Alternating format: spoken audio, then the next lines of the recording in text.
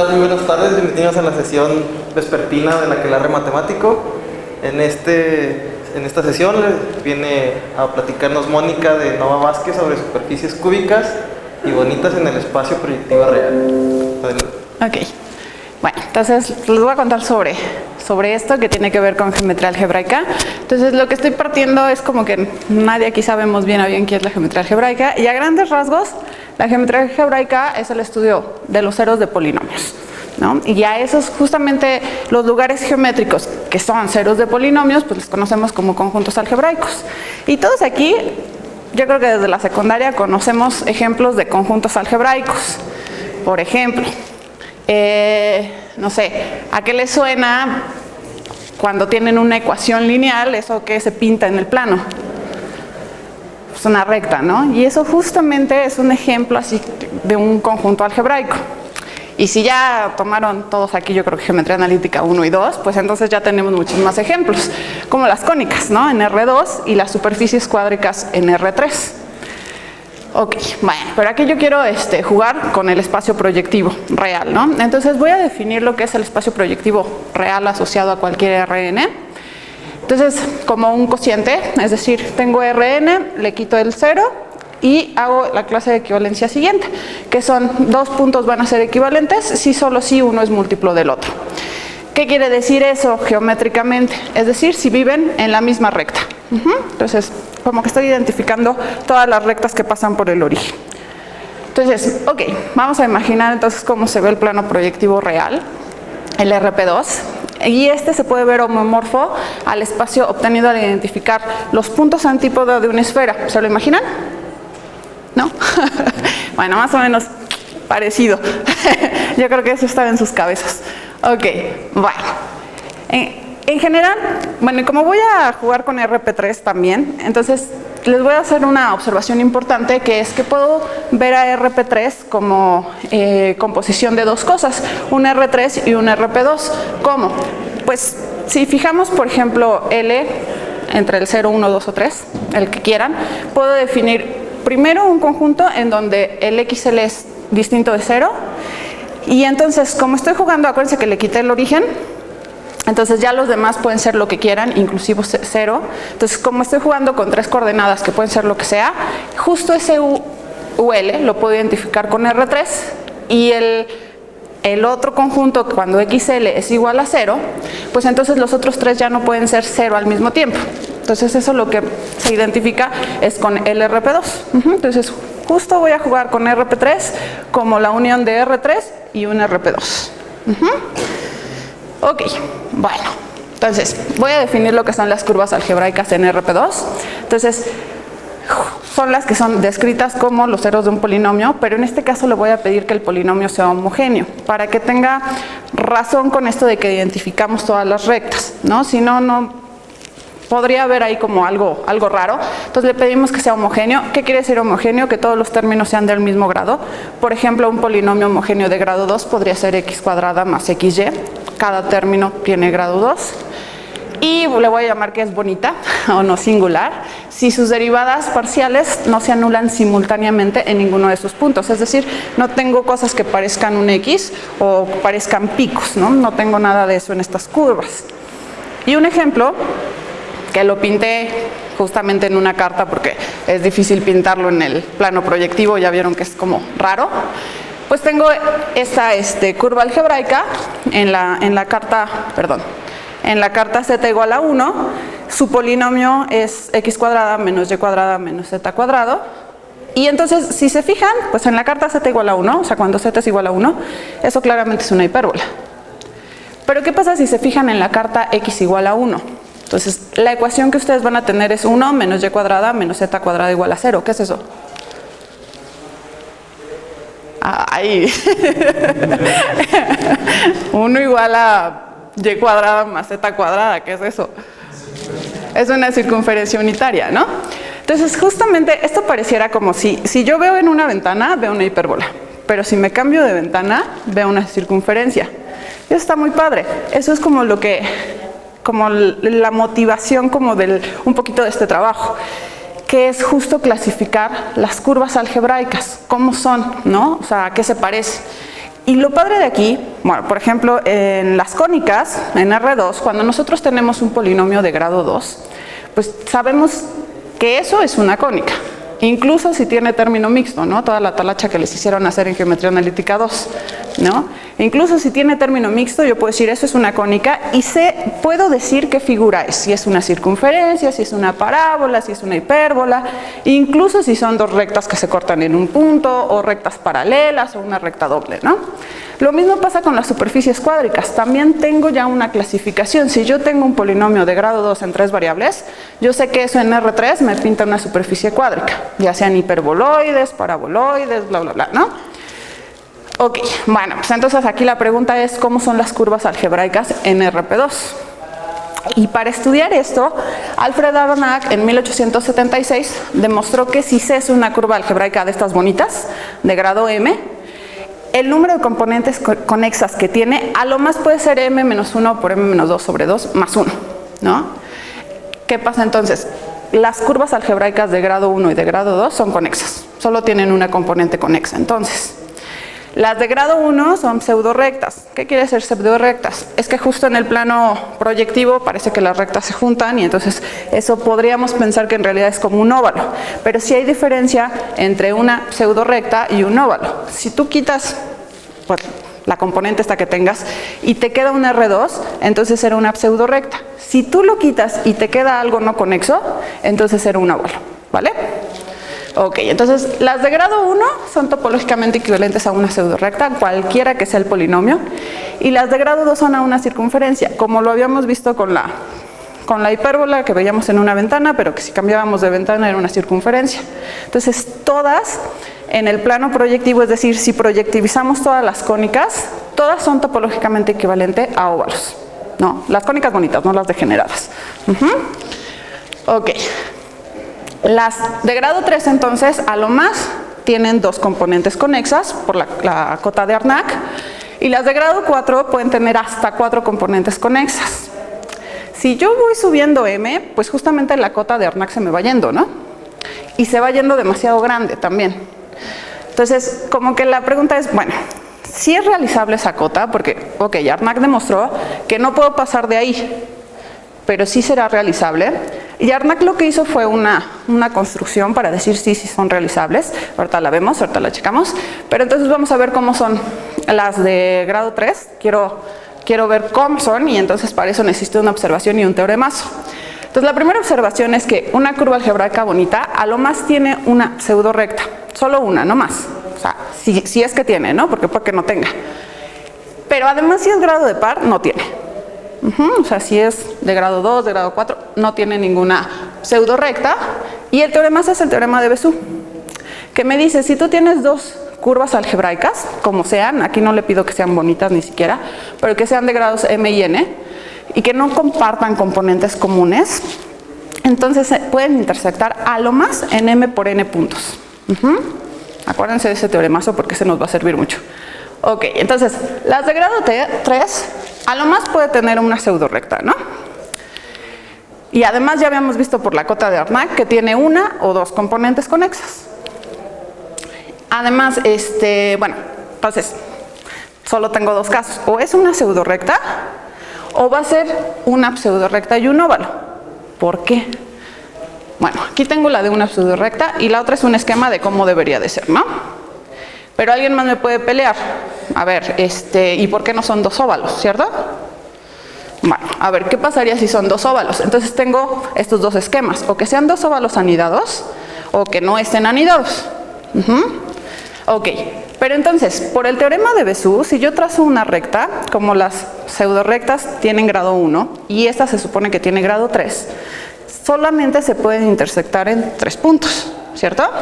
Pues el primer esquema vale, porque son 4 puntos, y el segundo esquema también, ¿no? También tengo 4 puntos. Entonces esos esquemas no se pueden.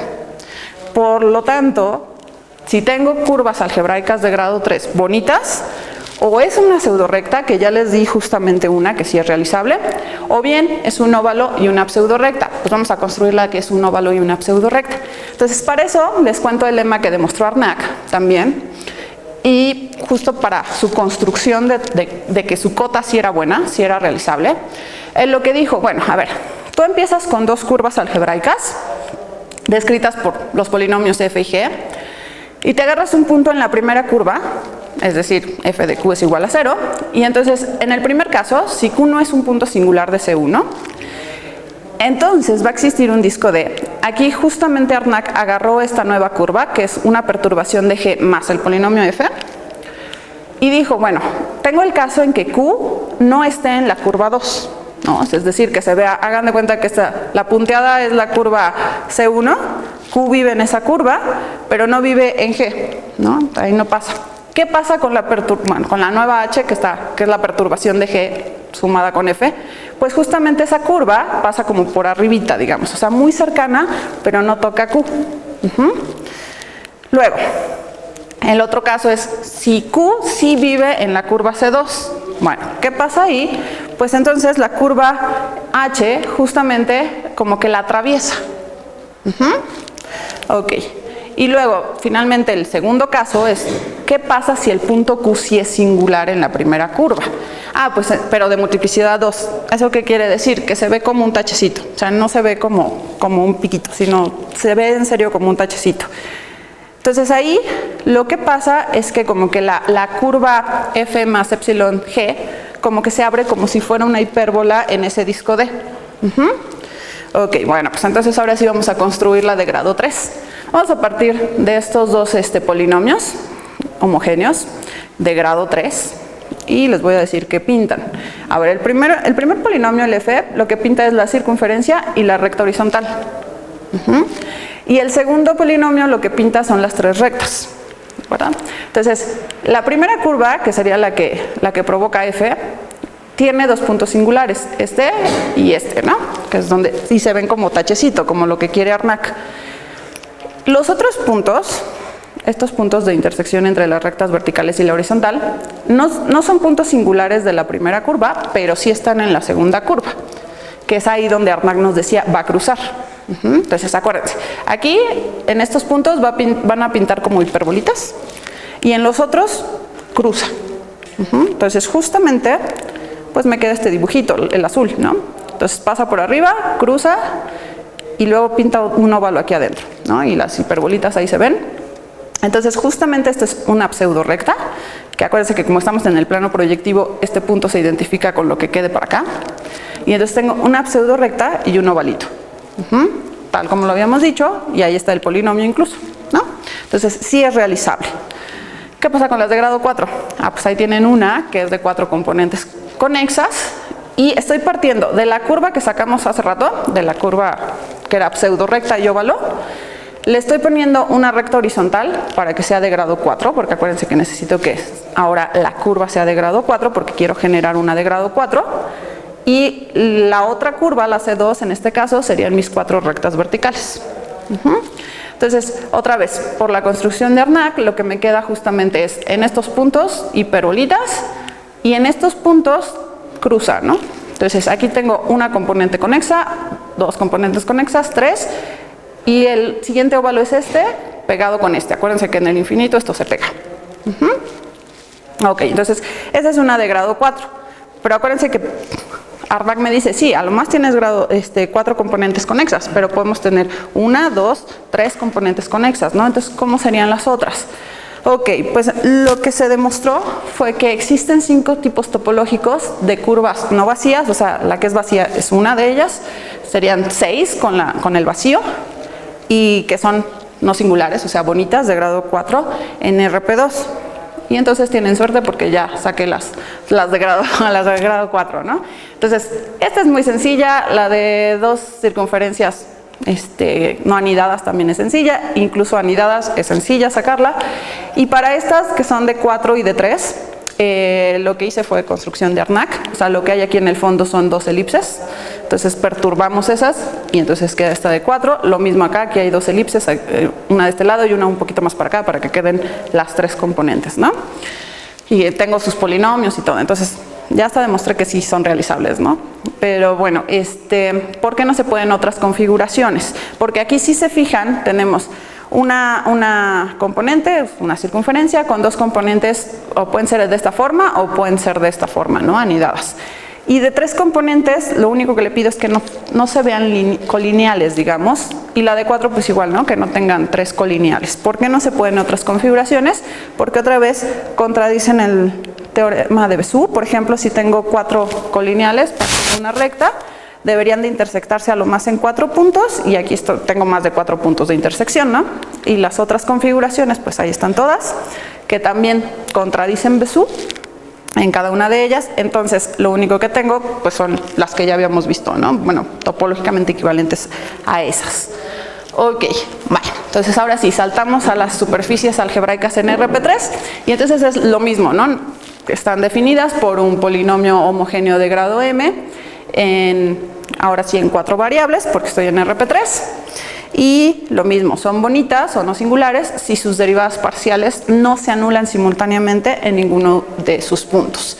Bueno, entonces vamos a intentar hacer lo mismo que se hizo con las curvas algebraicas en RP2. Entonces, ¿qué pasa con las superficies de grado 1? Bueno, pues yo lo que tengo es que van a estar descritas por este polinomio, ¿no? Donde A, B, C y D son reales. Y entonces, como que el caso más sencillo es cuando el polinomio nada más es x, ¿no? Pero si yo tengo que la primera entrada es 0, y acuérdense que yo a RP3 lo había visto como un R3 unión un RP2, entonces si la primera entrada es 0, pues eso es un RP2, ¿no? Y justamente este polinomio yo lo puedo llevar de manera, con un cambio de coordenadas proyectivo, lo puedo llevar de esta ecuación justamente al polinomio que tenía hace rato. Entonces ya puedo concluir que todos son proyectivamente equivalentes al plano proyectivo. Todas las superficies de grado 1. Las de grado, bueno, ya es lo que dije. Las de grado 2, bueno, tengo que su polinomio homogéneo sería de esta manera. Y si yo lo pongo en forma matricial, lo que obtengo aquí es una matriz simétrica con entradas reales. ¿Y qué pasa con las matrices simétricas con entradas reales? Álgebra lineal. Son diagonalizables, ¿no? Esas cosas. Entonces, puedo llevar ese polinomio feo que tenía a uno de esta forma, en donde tengo, dependiendo de qué signos, ¿no? Entonces, dependiendo de la combinación de los signos, pues tengo 16 casos. Pero esos, o sea, por ejemplo, estos que tienen un signo negativo, pues todos son como que proyectivamente equivalentes, ¿no? Los puedo llevar de uno a otro. Entonces, me quedo solo con estos 5 casos. Pero sucede lo mismo, ¿no? O sea, por ejemplo, si lo multiplico por un menos, me da exactamente este. Entonces, en realidad, los casos que tengo pues serían el 1, el 2 y el 3, ¿no? O sea, los casos como que analizar. Bueno, pues vamos a analizarlos. Entonces, en el primer caso, que es el x cuadrada más y cuadrada más z cuadrada más t cuadrada, si yo lo pienso en la carta t igual a 1, me queda justamente esta ecuación. Y eso no tiene soluciones reales, ¿no? Jamás en la vida tiene soluciones reales. Pero si me voy a la carta t igual a 0, tampoco tengo soluciones, porque sería x cuadrada más y cuadrada más z cuadrada igual a 0, y eso es 0 si cada uno de los sumandos es 0. Pero yo en el RP3 le estoy quitando el origen, ¿no? Entonces eso no existe en el RP3. Ok, entonces esa es la vacía, el primer polinomio. El segundo polinomio, en la carta t igual a 1, pues eso es una esfera. Y en la carta t igual a 0 no tengo solución otra vez, entonces no corta en ningún lugar en la carta t igual a 0. Entonces tengo una esfera. Ok. Y el último caso, si yo tengo en la carta t igual a 1, esto me pinta, como bien se acuerdan de geometría analítica 2, un hiperboloide de un manto. Para los que no se acuerdan, es un hiperboloide de un manto. Y en la carta t igual a 0, esto es una circunferencia. Entonces, justo lo que se pinta ahí es un toroide, ¿no? Entonces, lo que yo tengo es que las curvas algebraicas de grado 2 o son topológicamente equivalentes a la superficie vacía, perdón, o son esferas o son toros. Ok, ¿qué pasa con las de grado 3? Y este es como el gran tema de estudio de mi tesina de la maestría, que justamente el teorema nos dice, bueno, las bonitas de grado 3, las superficies bonitas de grado 3, solamente son 5 tipos topológicos. El primero, P, S2, es un plano proyectivo unión una esfera. El segundo es un plano proyectivo, el tercero, el P1, es un plano proyectivo con un asa. O sea, es decir, la suma conexa de un plano proyectivo y un toroide. El segundo, como ya se imaginan, es un plano proyectivo con 2 asas y el tercero es un plano proyectivo con 3 asas. Y además se ve que justamente esas superficies son realizables. ¿Cómo es la idea de la demostración de ese teorema? Bueno, lo primero es demostrar que la superficie tiene solamente una componente no orientable. Las de grado impar suelen ser así. El segundo resultado es un resultado muy importante que se demostró justo cuando se estaba tratando de clasificar estas superficies, que es que la superficie solamente tiene un número finito de rectas. Y alguien demostró también que además eran solamente 27, podían ser a lo más 27, que es el teorema de las 27 rectas. Y finalmente, lo que se ve también es que los 6 tipos topológicos de grado 4, los que nos daban, acuérdense que eran el vacío, este es los óvalos anidados, un óvalo, 2 óvalos, 3 óvalos, 4 óvalos, todos los que teníamos, corresponden a los 5 tipos topológicos de las superficies algebraicas. El primero, el vacío y los anidados, justamente me dan lo que es el plano proyectivo y la esfera. El segundo me da el plano proyectivo, los 2 óvalos me provocan el plano proyectivo y con un asa, los 3 óvalos el plano proyectivo con 2 asas y finalmente el último, el de 4 óvalos, es el plano proyectivo con 3 asas. Para la demostración se usa mucho la característica de Euler y la clasificación de superficies en cuanto a su característica de Euler. Y bueno, pues eso sería todo. Muchas gracias.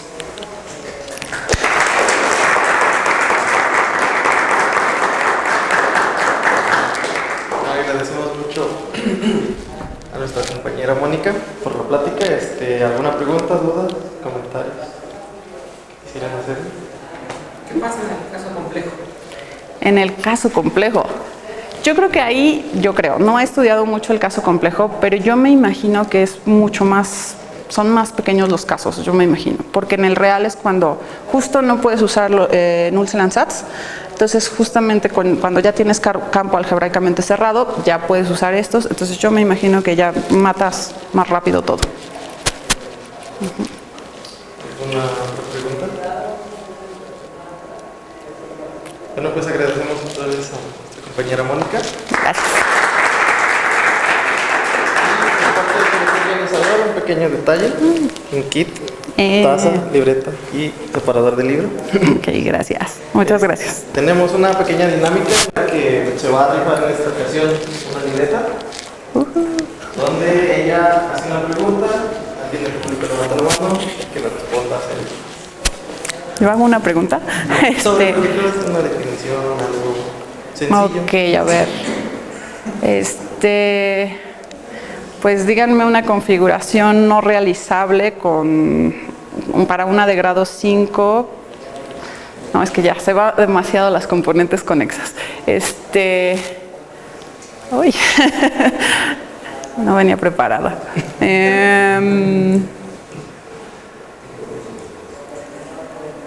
Bueno, sí estaban poniendo atención. A lo más, ¿cuántas componentes conexas tiene una curva algebraica de grado 8?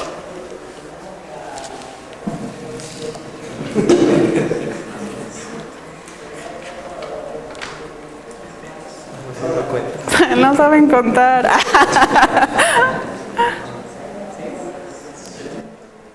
menos 1 por 8 menos 2 entre 2 más 1. Acá, ¿y cuánto es? ¿Cuánto? ¿30?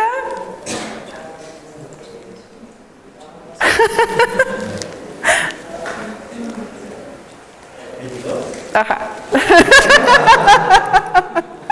Agradecemos por última vez a Mónica. Gracias.